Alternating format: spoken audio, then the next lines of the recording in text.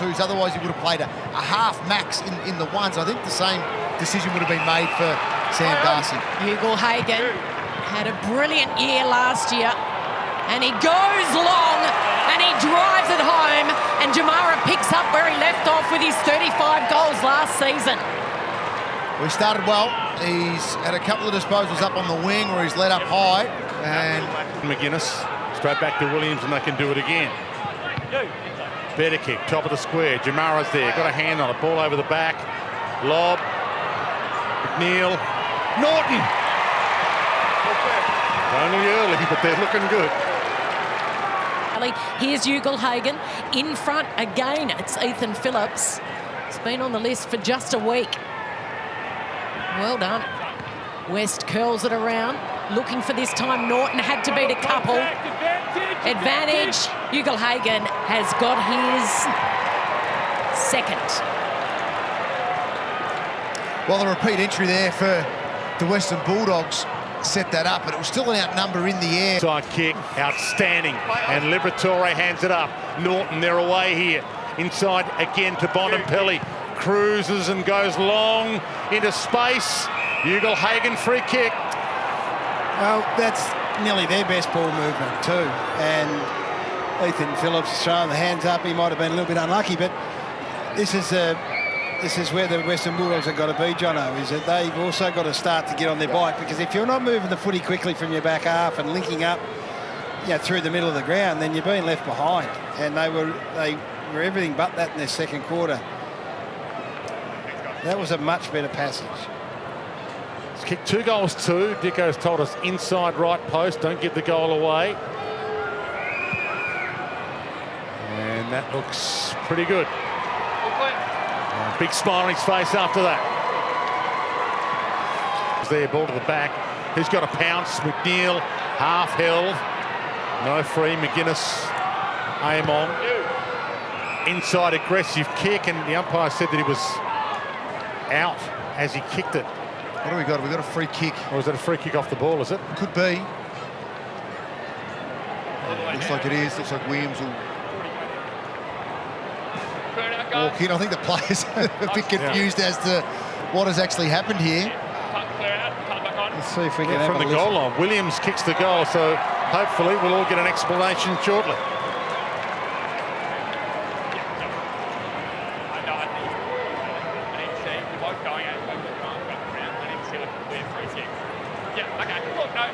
Dicko, did you see it from your angle?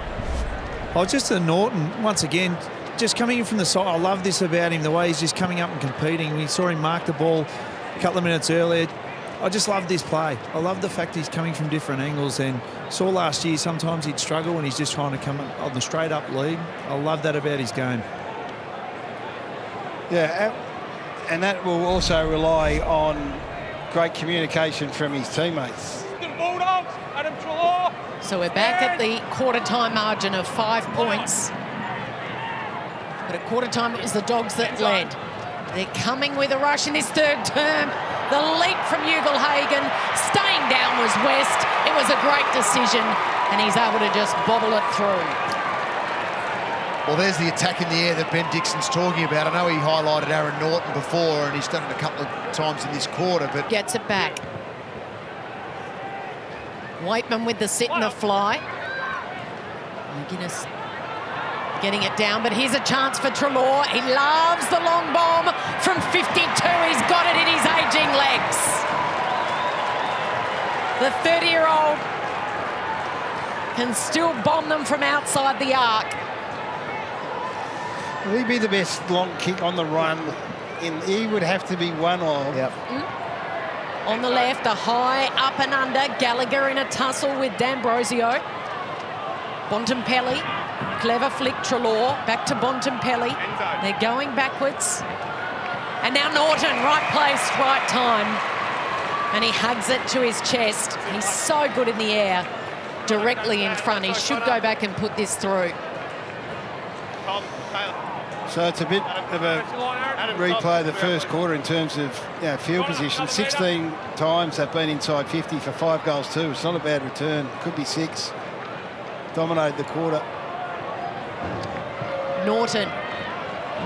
No angle. no problem for the star spearhead for the Dogs. And their lead is now out to... They slow it down and they go wide. English. He read the English. Bramble sends it long. He got extras back. They fumble it and spoil each other. And West pounces. Go West. Life is peaceful there. Is that right, Dwayne? So it was a great finish. So contest of momentum swings. 5 in a row it was. 8-1 centre clearances for the quarter this will be. Yeah, and they've kicked 6 in a row. It was 5 in a row to the Hawks and now 6 in a row to the Dogs as Johannesson just pumps it inside 50. Here's Norton. He's up against the rookie. He shakes him off and he closes it out. Norton with his second. Well, you're right, Gary, with the difference there. It has been centre bounce. Toughest pocket in the AFL. Great mark! Cody Wakeman showing his stuff. Well, he hasn't really featured too prominently, Cody, today. This is his trademark, of course. Defender there just went to sleep on it. That's what he can do, though. The grab and the goal for the highlight reel. Yeah, and it's a really... WE move. English leads. Lob short. English. Hands on it. Picked up off hands by Harms. Just couldn't get it out of harm's way. Nice goal. He waited 4 quarters for that one. Opened itself up nicely for you with about 16 minutes to go. Here he is, spinning out of trouble, flicking it out to Harms. The two newbies combining, looking for lob. And just too tall, too big there in the matchup against Scrimshaw. So from a defensive point of view for the Hawks, to come back in, is there anyone that's going to be able to help them try and combat? And not everyone's going to have the 3 massive big tools like these guys do. Lob for his first. Lob got the nod over Sam Darcy earlier today. And just to answer your question, Gaz, I think they do want to have Josh Weddle. Back half where it looks most vulnerable. Wingard wasn't on that list, but he'll be due back as well as Sanders gets the clearance. Tunnelled a little Norton and tunnelled a lot to the point that he's going to get a free. Essendon, as you say, are the first round opponent for this side. They've seen the good and the bad of the Hawks today, Jono. So it's been for them as an opposition scouting team. Gee, if we let this team run and gun and play the way they did in the second quarter, it's an issue. But if we can get some centre clearance dominance and get it down, that's where their class is. Parrish and Merritt, watching them live last night against the Cats. Once they lifted a gear, the Dogs, they've been awesome. And Norton could be in for a massive year.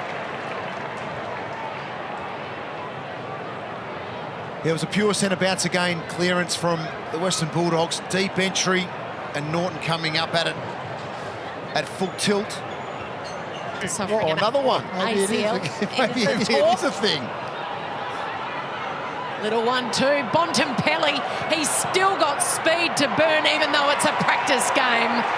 And the cream rising to the top early in March for the Bulldogs. I'll just put that away for a little while, Gary. What do you think? Trying to work his way in front. Oh, that was a rare a little fumble for the rookie from Hawthorn.